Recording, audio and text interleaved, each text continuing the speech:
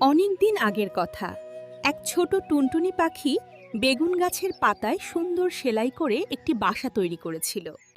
সেখানে সে তার ছোট ছোট ছানাদের নিয়ে সুখে শান্তিতে থাকত।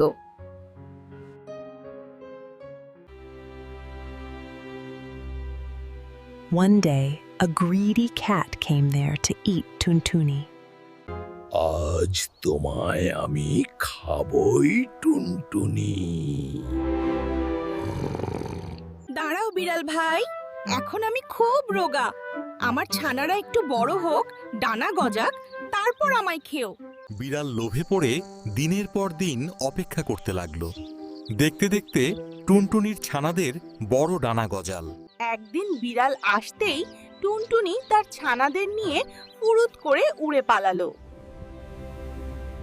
বোকা বিড়াল কেবল হাঁ করে আকাশের দিকে তাকিয়ে রইল। উপস্থিত বুদ্ধি থাকলে বড় বিপদ থেকেও রক্ষা পাওয়া যায়।